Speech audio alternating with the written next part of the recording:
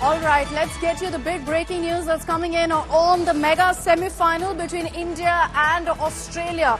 You've got Australia now all out and India's bowlers, as expected, striking, decimating the Australian batsmen.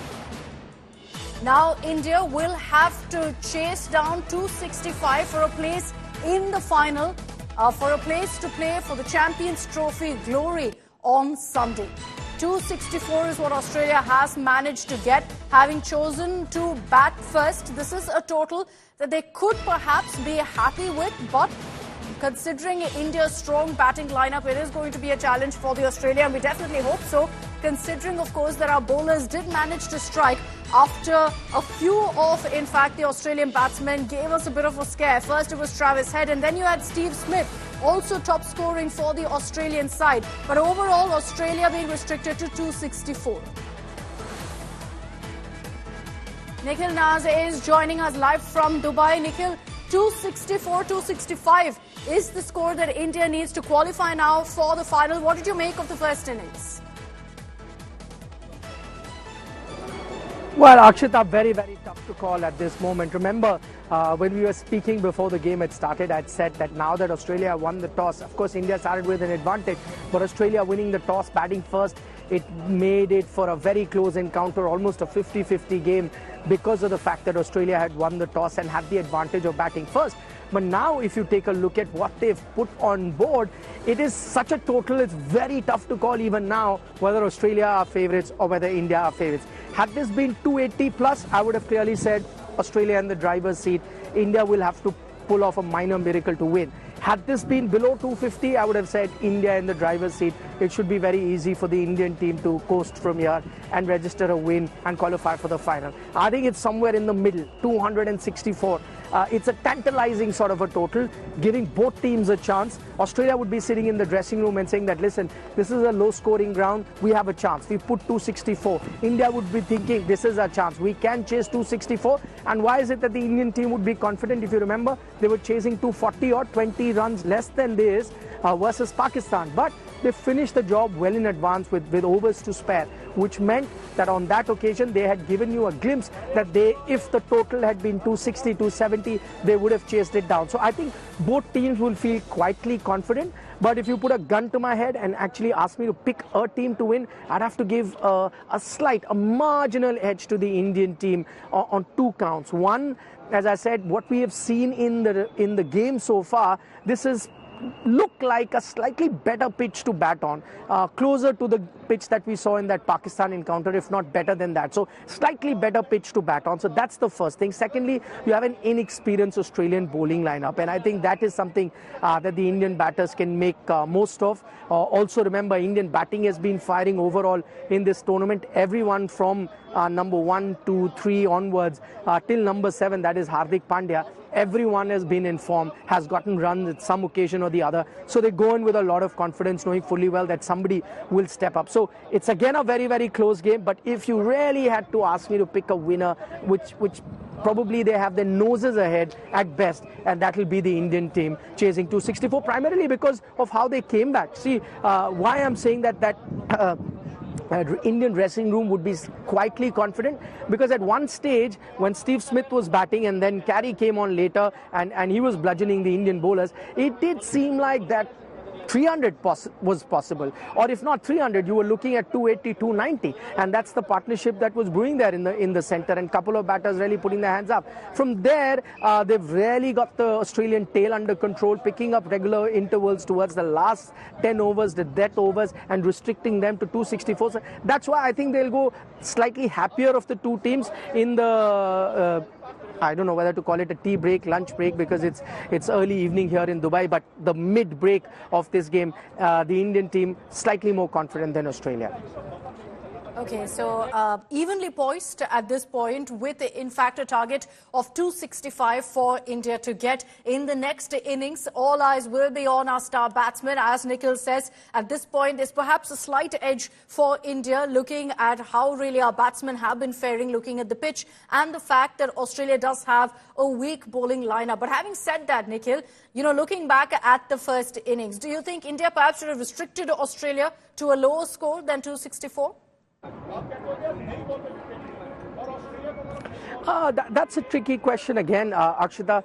To start with, yes, it did seem like that India had the stranglehold. I know Travis Head was hitting a few boundaries, but when you got him for 30 odd, I thought at that moment, and you got Varun Chakravarti to get that important Travis Head wicket, and this is what we had discussed. Travis Head is usually the most important cog in the wheel for the Australian team. As soon as he was out early on, they had lost those 2 wickets. You thought, okay, this isn't going to go at a par level at 260, 270. You weren't looking at that. But then, back of your head, you knew that there is a Steve Smith, and sure enough, we spoke about Steve Smith at length in our pre-show as well. He was the man who really stepped up on the occasion, ably supported there by Alex Carey. I think these two batters, then putting that partnership together, was taking Australia closer to... we were in the press box, and the media was talking, the game was changing continuously, I mean, ebbs and flows, and there was a point where we were discussing 300, and it looked like on target, because that's how good they were looking. The good thing with that middle over phase for Australia was not only were they consolidating, which other teams have tried to do, but what they have lost out while consolidating has been the net run rate. The net run rate continued to fall. We saw New Zealand guilty of that. We saw Pakistan guilty of that in the previous games that they played here. But Australia did not make that mistake. Clearly, they saw those games, picked up a few finer points, and they realized that you may have to consolidate in the middle overs, but you can't allow the run rate to really drop. And that's exactly what they did. Kept getting those boundaries in the middle. Not very adventurous, but kept getting the boundaries. So 300 was looking, almost a realistic target for Australia. From there, 264, no. I think this is the best the Indian team could have done under the circumstances. They'd be happy that it hasn't gone beyond their reach. It still remains a target which is within their reach. So overall, they'd be happy. If I had to really nitpick, I think to begin with, could have gotten Varun Chakravarti an over or two earlier, because Travis Head was attacking the Indian medium pacer, and then I think you went with Kuldeep Yadav as your first choice of spinner, first change, and that wasn't very prudent at the moment. So that was a minor glitch in the captaincy today. But overall, if you leave that aside, overall he was spot on in the rotation of the bowlers. Varun Chakravarti picking up 2 wickets. You had Mohammed Shami, the standout bowler for India. Again, his experience coming to the fore, and I take you to that point where he picks up the wicket of Steve Smith, bowled. I think that was a crucial point. If that wicket hadn't come at that time, probably we were talking about 290 or upwards of 290, 300, somewhere there is where Australia would have landed. But that wicket by Mohammed Shami proved to be very crucial. And from there on, while Alex Carey was very good, the rest of the batters failed to, give any sort of support. I mean, Glenn Maxwell's shot, I think that was baffling. He had hit a 6 before that. He has shown in these conditions during the IPL, as I'd mentioned, that he can get runs against spin bowling on slower pitch. But again, a baffling stroke there by Maxwell, which actually then put Australia on the back foot. They had to consolidate, and they've ended up. I think they'd also be happy, 260 odd. At toss, if you had asked Australia, would you take 260? They may have, maybe 270, 280 would have made them feel very comfortable, but under the circumstances, I think they'll take 260 as well. Okay, let's bring in Harbhajan Singh and Sunil Gavaskar, find out what they have to say about the first innings. Harbhajan, to you first. Looking at the score currently put up by Australia of 264, do you think it's under par on this wicket? I believe India have a great chance to chase down these runs. Australia at one stage, they were looking like to get about 280, 290, but Shami got them back in the game. Then Akshita got Maxwell. Afterward, obviously they didn't get going, and they didn't get too many runs on the board. So now India have to make sure they bat well in the first 10 over or so, and they have to be little cautious against Zampa as well. So Okay. I think these are gettable runs, and Team India looks in a good shape. They have scored runs, Kohli in form, Okay. Shubman Gill in form. So, I'm hoping that this will be chased down. So Harbhajan thinks it's advantage India. Mr. Gavaskar, what do you think? How are you looking at this total that Australia has set? It's a good competitive total, no question about it. But India has got the batting depth to get past that total. What they need, what India really need, is to get off to a good start in the first 10 overs. Like I've been saying, maybe get to 55, 60, just 1 wicket down. Then I think it becomes that much easier. Their new ball bowling is their main threat. Australia's new ball bowling is their main threat. So the first 10 overs are going to be crucial, and that's where India need to ensure that they don't lose wickets. Even if they don't score too many runs, that's not a problem. Keep wickets in hand, because scoring at a little over 5.5 runs an over means that you have to have wickets in hand when it comes to the last 15 overs or so. Let me just bring in Nikhil before I take this across to our reporters. I'll request Mr. Gavaskar and Harbhajan to stay with us. Nikhil, New Zealand failed to actually chase 249 in the same ground. So it could be a bit of a challenge, the fact that now India has to get, 264 plus runs. Good point, Akshita. Yes, that's right. Same ground. New Zealand struggled to get to that. But then there are two other factors which I think, put India at an advantage. And it wouldn't be fair really then to compare what New Zealand did and what India might do in the second innings. First of all, the pitch, the strip, the 22 yards that we've seen for this game is a different strip that is being used than to the one that was used in the New Zealand game. That one was a tacky surface. We saw that even when New Zealand were bowling to begin with. Santner's ball was gripping, turning, and you realize it wasn't going to be a very healthy pitch to bat on. And when India batted in the first innings, even someone like a Hardik Pandya, who was a good stroke maker, was struggling to hit a lot of shots. You realize at that time that this was a double pace wicket. So when you had a sub 250 total that New Zealand had to chase, you knew it was going to be tough. Why is it that we're slightly more bullish with this Indian team chasing a 260 plus total here? Simply because the pitch is different. This looked like a better pitch to bat on. When we were seeing, Carey hit those shots, some hit by Steve Smith, even though he hit more fours than sixes, you could make out that he could trust the ball coming onto the bat, and he hit those cover drives as well, a few of those straight drives. That tells you that this is a better pitch to bat on than the one we saw in the New Zealand game. So, which is why 264 seems like a total that India can chase. Of course, the bowling also makes a difference. India had played 4 spinners on that pitch. New Zealand clearly struggled on that tricky pitch. Australia are playing 3 spinners here, but they are not of the same quality that India had versus New Zealand. So if you take these things into consideration, that's why you're more confident about India chasing it down. I'm not saying it's going to be easy, but there's more chance of India chasing it down than New Zealand had on that day.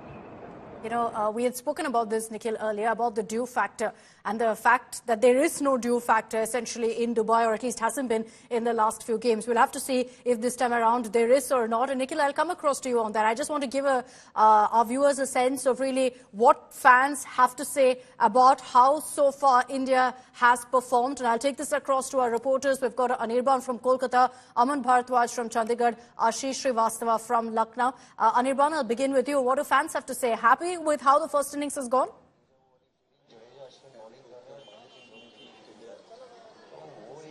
It's mixed feelings right now in Kolkata, as India has played well, I can say, because as they have a comeback in this match, and after that all the people over here are equally I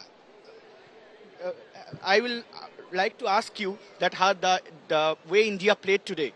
So do you hopeful that India could win this match and go to the finals of the ICC Champions Trophy? पक्का हम India तो अच्छे से जीतेगा इस match को, और जैसे हमारे लोग खेले हैं, विकेट लिए हैं, बहुत अच्छा है. अभी हमारा जो बैटिंग चलने वाला है, और बैटिंग में जो ऊपर का 4 लोग है, लगता है वही बना देगा. I can see that you were holding Shubman Gill, KL Rahul, as well as Jadeja over here, Virat Kohli and Rohit Sharma. These are the 2 pillars of Indian cricket team today, and we will watch that what will happen in the match, as it's going to be an exciting batting, as India everyone is hopeful right now that India could make this target, as well as they could do something for the 3rd time to go into the finals, and also lifting the ICC Champions Trophy for the 3rd time. Okay, let's bring in others also. Aman Bharadwaj joining us from Chandigarh. Aman, take it away. What do fans have to say? See, let me show you the arrangements first here in Tri-City Chandigarh, because it's a central point of the city, Sector 22, where the LED has place for the fans, and we have some of the fans who visited Chandigarh from Faridkot of Punjab. So, आपने match देखा, कैसा लगा आपको, क्या उम्मीद लग रही है? बहुत बढ़िया लगा. हमें पूरी उम्मीद है कि भारत जो है वो अवश्य जीतेगा. तो भारत के जो बॉलर्स हैं उन्होंने भी बहुत अच्छा जो अपना प्रदर्शन किया है। सो अभी हमें यही लगता है कि रोहित शर्मा जो है, शुभमन जो पंजाब का ही है ना, हम भी पंजाब से हैं, तो वो भी अवश्य बहुत अच्छी अपनी कारगुजारी दिखाएंगे। पिछले मैच से कुछ अलग लगा, कुछ परफॉर्मेंस में या सस्टेनेबिलिटी जैसे है कुछ बेटर है पहले से, क्या बेटर लगा? हाँ, बढ़िया लगा। आज भी बॉलिंग जो है बहुत अच्छी की है, अच्छी तरह से खेले हैं, कॉन्फिडेंस में दिखा है। अगर इसी तरह का कॉन्फिडेंस अगर बैटिंग में भी होगा, अवश्य होगा, तो भारत को जो है रोहित शर्मा है, उनकी बैटिंग जो है इस वक्त फॉर्म में भी अच्छा खेल रहे हैं, वो बढ़िया से खेल कर भारत को जरूर जिता। आपको कैसा सेकंड इनिंग कैसी आपको लग रही है, अभी जो दूसरी इनिंग होगी बैटिंग करेगा इसमें? देखिए, ऐसा लग रहा है कि रोहित आते ही फोड़ देगा यहाँ पर ऑस्ट्रेलिया को। तो भारत, जिस तरह भारत की शुरू से बॉडी लैंग्वेज आज पूरी बढ़िया लग रही है, इस तरह से लगता है कि भारत के जो है कि रोहित और शुभमन ही मैच जिता देंगे। अगर जरूरत पड़ी तो विराट को तो शायद जिताने के लिए आना पड़ेगा, तो भारत बड़ी आसानी से ये मैच जीतेगा। वेटिंग की आप देख रहे हैं कि कब वो मैच खत्म हो और यहाँ से आप फिर? हाँ बिल्कुल, हम यहाँ से मस्ती करते हुए जाएंगे। हमने काफी एंजॉयमेंट का प्रोग्राम बनाया है, हम पटाखे फोड़ेंगे, सब दोस्तों को बुला लेंगे। और ऐसा है कि celebrations, as you can see there from fans who are in Chandigarh. Quickly, I'll bring in Ashish Srivastava, who's joining us live from Lucknow. Ashish, what's the mood there in Lucknow among fans? This is a big day for people who are here, and the best day just because today's match India and Australia, and they are just you can hear the voice. There's the aspirants of a young cricketer, and they just India calling, and they just want to wish that, because they just want to they just want to see the batting line of India, because today whatever that happened in bowling line, it was the good, like Varun Chakravarti and Shami, both were very good. And I would ask everyone, आप बताइए कि कैसा आज आपने match देखा और किस तरीके से लगा आपको, आप क्या, कितनी उम्मीद है जीतने की? आज के मैच का हम लोग को सुबह से मतलब इंतजार था बहुत दिन से, और आज का मैच बहुत ही अच्छा हुआ। इंडिया ने काफ़ी अच्छी बॉलिंग की है, जो शमी सर ने विकेट स्टार्टिंग के अच्छे से निकाली, और स्पिनर ने भी बहुत ही अच्छी बॉल डाली है। ओके, आप बताइए, अब जो बैटिंग लाइन होगी इंडिया की, आपको लगता है कि कौन परफॉर्म करेगा और कैसे इस बार अब जीतेगी चैंपियंस ट्रॉफी? बहुत बड़ा दिन है इंडिया के लिए। देखिए, ओपनिंग में तो रोहित शर्मा और गिल आएंगे, ठीक है, और रोहित शर्मा तो वैसे भी अच्छी बैटिंग ही कर रहे हैं और उनका फॉर्म आ ही रहा है, और गिल भी अच्छा ही बैटिंग कर रहे हैं, उन्हें भी 100 मारना है इस बार। अब कितना लगेगा, आपको लग रहा है कि टफ मुकाबला है कि? बिल्कुल, ऑस्ट्रेलिया के साथ मैच है तो टफ तो रहेगा चेस करना, 280 रन टफ तो रहेगा चेस करना। Okay, so they are saying it'll be tough to chase. It's good to know that they are also realistic of what's the challenge that's lying ahead. But let's talk about the pitch, what I was referring to with Nikhil. And I'd like to bring in Harbhajan also on that. Harbhajan, Nikhil, of course, told me earlier that, as the game progresses, the pitch gets tired. There's no real dew factor. So is the pitch really going to deteriorate? How tricky will that make the run chase really for India? Well, we have spoken about this pitch as the game progresses on such pitches. These pitches are actually getting slower and slower. But later on in the inning, I don't think it's going to change much. It's going to play the same way what we have seen it played again when Australians were batting. But on such pitches, I think India have a better chance to win, because they don't have quality spin bowling like Indian spin bowling. So I believe India have a great chance to chase these runs. Okay, let's talk about Australia's performance. And Mr. Gavaskar, obviously, you look at the Australian innings, the highlight, the star of the day for Australia so far has been Steve Smith. What did you make of his innings? Well, Steve Smith, played an innings like Kohli plays. No, very little risk taken, playing proper cricketing shots, and knowing where the fielders are and playing shots accordingly. So even when he played the lofted shot, it was played between the fielders. That is the kind of brilliance that he showed today. He got out maybe getting a tad over ambitious. It was very good field placing by Rohit Sharma, having both the men at mid-on and mid-off in the circle, which is what made Smith go for that big shot and missed it and was clean bowled. But what a terrific innings from the Australian skipper. Absolutely. But, ahead of the match, everyone was talking about Travis Head, saying the danger man from an Indian perspective was believed to be Travis Head. He wasn't allowed to really cause much damage today, but it was Steve Smith who really stood up to remind everyone of his reputation of being a big match player, a big match winner sometimes. Okay, so we've told you all about Steve Smith, the powerhouse, and his amazing performance in the first innings. As far as India's bowling performance goes, and I'd like to bring in Mr. Gavaskar on this, do you think actually having 4 spinners was the right call?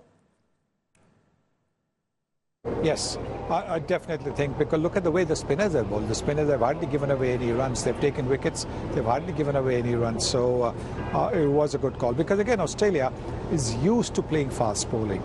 And Harshit Rana is a little bit inexperienced. So one would imagine that having the spinners on certainly made, more spinners, 4 spinners on, certainly made a lot of sense.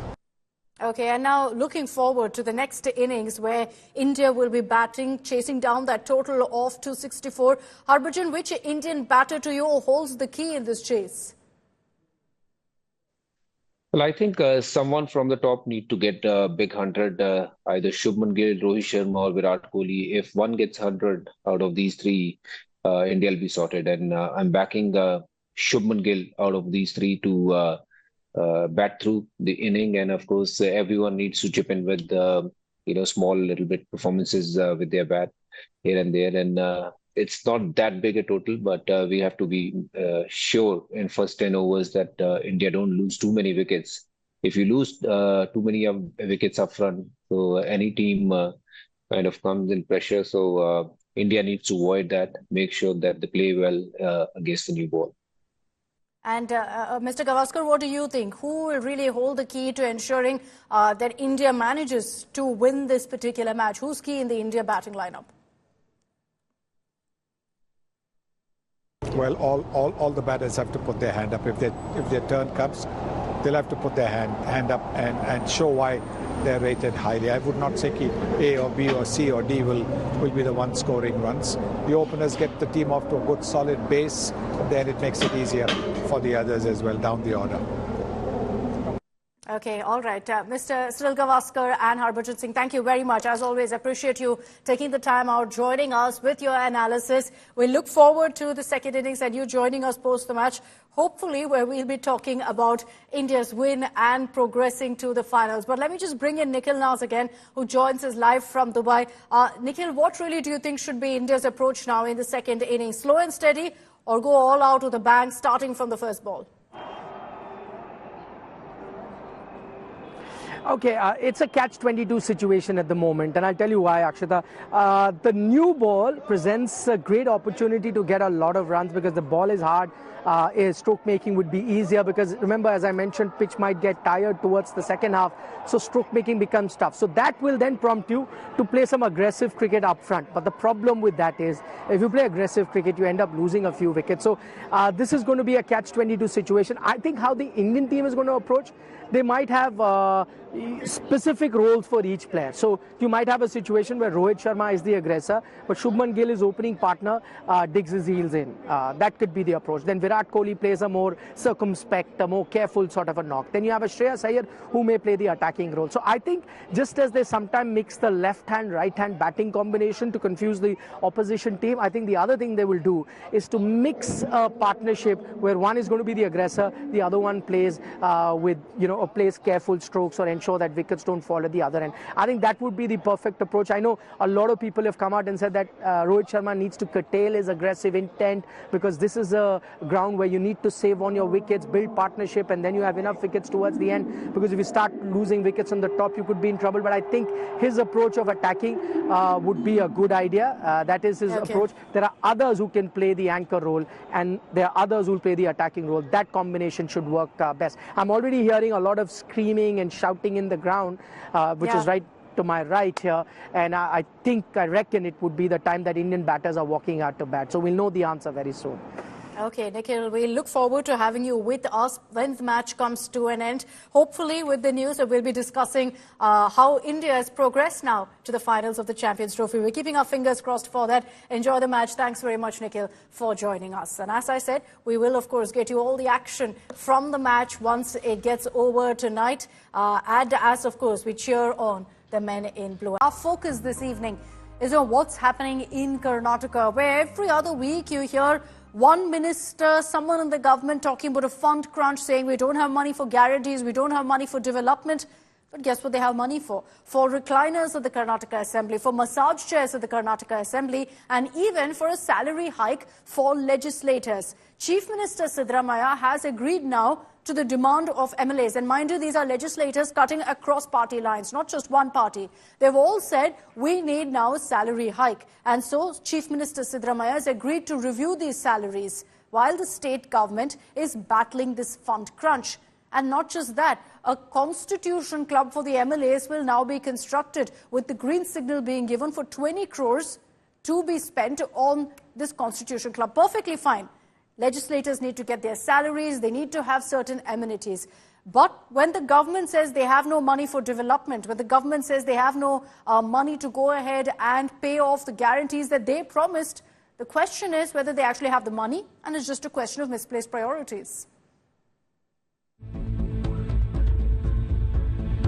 After plush recliners, massage chairs, and high-end office renovations were cleared from Karnataka MLAs, the legislators are now demanding a salary hike, citing rising living cost and financial strain. Some MLAs, they are requesting to hike salaries. They have to travel in their consciences, no?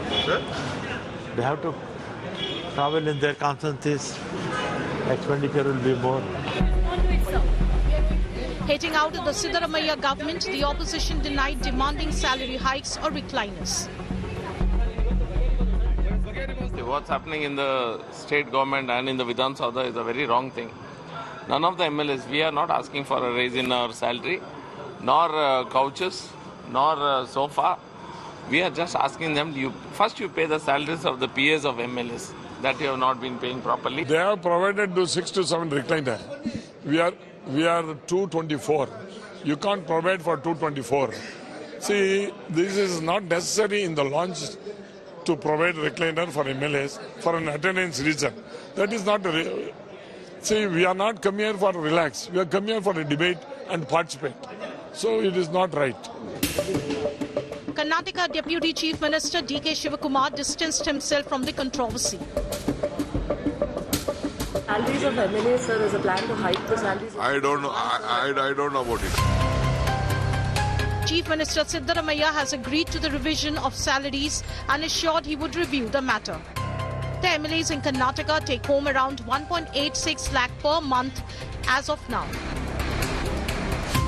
The Siddaramaiah government has also approved a proposal of 20 crore rupees for construction of constitutional club for the MLAs. The splurge for MLAs comes even as Karnataka government battles fund crunch and is resorting to multiple price hikes in the state. The Bruhat Bengaluru Mahanagara Palike has issued notices to 258 government buildings, including Vidhan Sabha, on pending property tax payments. Some departments have reportedly defaulted on property tax payments for the last 17 years, with dues running into crores. With Sagai Raj, Bureau Report, India Today.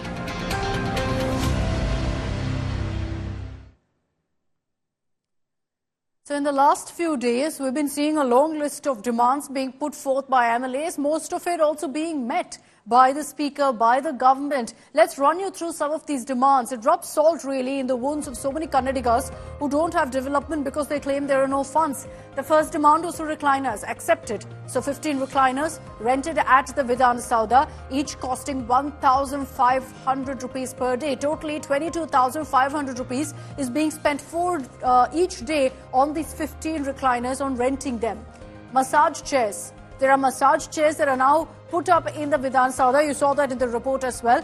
Now, each of these chairs cost about 10,000 rupees per day, again rented. So that's another expense that's being spent. Now, besides that, smart locks worth 3 crores are being installed for each of the MLA's rooms for, in fact, the rest area in the Vidhan Sabha, for which 3 crores will be spent, has been approved too. Now, the MLAs wanted a constitution club. They put forth this demand to Chief Minister Siddaramaiah. He immediately agreed 20 crores has been set aside for this Constitution Club to be built in Bengaluru. And then now a demand has come for them to get more salary, for a salary hike, saying revise our salary. It hasn't happened yet. Chief Minister Siddaramaiah has agreed to look into it, but don't be surprised if it's something that does get the nod, considering, of course, that the previous list that I've just shown you of the 4 other demands, all have been agreed to. And this even as in the Vidhan Saudha, you see all of these perks right outside on the road. You will see the road ridden with potholes, nothing being done to address that. All right, let's move on and talk about the other big headline that emerged from Karnataka, where you're seeing a starry showdown that's playing out in the state between Sandalwood, Kannada film industry stars, and the Karnataka government. And Rashmika Mandanna has also been dragged into this entire controversy. Now, the low attendance at the Bengaluru International Film Festival is what sparked a showdown, in fact, with Deputy Chief Minister D.K. Shivkumar lashing out at the film industry. Then you had a Congress MLA accusing Rashmika Mandanna of deliberately skipping the event, claiming she was invited and chose not to be there because she believes, according to him, that she's too big now and so has insulted Kannadigas. But sources close to Rashmika have denied these claims, saying that she didn't receive any invite, so there was no question of her attending this event. The Congress MLA Ganga here has claimed that's not true. Rashmika was invited and she refused to attend the event. Remember, all of this stems from the fact that D.K. Shivkumar had lashed out at the Kannada film industry over the low turnout of Kannada actors at the Bengaluru International Film Festival. He even shot off a warning to these actors, saying that he will tighten the screws on them if needed. And stand for my statement. Nimige means ಯಾರು ಅದಕ್ಕೆ statement ಮಾಡಿದಾರೆ ಅವರಿಗೆ ಅಧಿಕೃತವಾಗಿ ನಮ್ಮ ಸರ್ಕಾರ ಕಳೆದ ಚಲನಚಿತ್ರೋತ್ಸವಕ್ಕೆ ಕೊಟ್ಟಿರುವಂತ ಆಹ್ವಾನ ಪತ್ರಿಕೆಯನ್ನು ಅಧಿಕೃತವಾಗಿ ಬೇಕಾದ್ರೆ ಬಿಡುಗಡೆ ಮಾಡ್ತೀವಿ ನಿಮ್ಮ ಮುಂದೆ. This is our challenge. ಈ ಮಂಡಾಟ ಆಡೋದು ಬಿಟ್ಟು ಈಗ ನಾವು ಅನುಷ್ಕಾ ಶೆಟ್ಟಿ ಬಗ್ಗೆ ಮಾತಾಡಲ್ಲ, ಶಿಲ್ಪಾ ಶೆಟ್ಟಿ ಬಗ್ಗೆ ಮಾತಾಡಲ್ಲ. ಅವರು ಕನ್ನಡ ಸಿನಿಮಾ ಇಂಡಸ್ಟ್ರಿಯಿಂದ ಬೆಳೆದು ಹಿಂದಿಗೆ ಹೋಗಿಲ್ಲ. ಅವರು ಹಿಂದಿ ನಮ್ಮ ನೆಲದ ಹೆಣ್ಮಕ್ಳು, ಅವರೆಲ್ಲ ಅಲ್ಲೇ ಬೆಳೆದು ಅಲ್ಲೇ ದೊಡ್ಡವರಾಗಿದ್ದಾರೆ. ಅವರು ಕನ್ನಡಕ್ಕೆ ಬಂದಾಗ ಒಂದೆರಡು ಸಿನಿಮಾ ಮಾಡಿದ್ದಾರೆ. Rashmika Mandanna is as entitled as Ravi Ganiga to choose where to go and where not to go. I also feel the language is perhaps inappropriate. Rashmika Mandanna is well within her right to participate in a particular program, whether it is a state program or a private program. It is her choice. I do not think anybody should be interfering in her right to choose where she should be. Artists, they are not Congress party slavers. वो slavers नहीं है, artist है. Artist है, उसको भी स्वतंत्रता है, स्वाभिमान है. कांग्रेस पार्टी ऑर्डर करता है, आदेश करना पड़ता है, ऐसा डेमोक्रेसी में नहीं होता है. देखिए, कलाकार जो हैं, कलाकारों का जो हमारे शास्त्रों में आप देख लीजिए, चाहे वो इंद्र हो या चाहे अर्जुन हो, उन्होंने भी कला की विद्या ली थी. तो कलाकारों के साथ हमेशा ईश्वर होते हैं. कलाकारों की जो है वो देवी सरस्वती होती हैं, देवी होती हैं. तो ऐसा नहीं है कि आप कोई किसी का स्क्रू अगर ढीला और टाइट करने के चक्कर में होगा तो आपको पता है कि उनकी रक्षा के लिए भी विष्णु का भी जन्म होता है. तो कोई ना कोई हमें बचाएंगे, ऐसा नहीं है. And here's an exclusive conversation that we had with Kannada actor, former MP Divya Spandana, or Ramya as she is called popularly, where she agreed with the Karnataka Deputy Chief Minister D.K. Shivkumar that people in the film industry also had a responsibility towards their culture and language. Here's an excerpt of that exclusive. Join me now is Karnataka superstar actress Divya Spandana, or Ramya here. Ramya, you have tweeted as well as posted on Instagram on your account as well about the whole controversy, or may I say the issue with the Kannada film industry and the Karnataka government today, especially with the Congress party.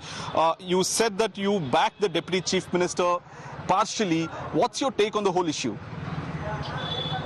Look, I think I agree with D.K. Shivkumar sir when he said that, actors must speak up, right, for causes. And I think it's my personal opinion. I think it is imperative for us as actors to, lend our voices to any cause that we may believe in.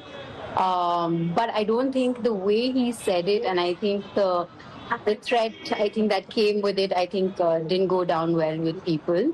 I don't think he actually meant it, but then that's for him to clarify. But yeah, that's where I agree with him and that's where I disagree with the statement that he made.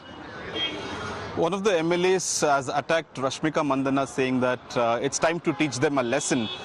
Isn't it taking too far? Yeah, I think that's a bit much. And I think Rashmika of late has become a soft target for everyone here in Karnataka. She often gets trolled and bullied for the things that she says, for not speaking in Kannada or for saying that her home is in Hyderabad.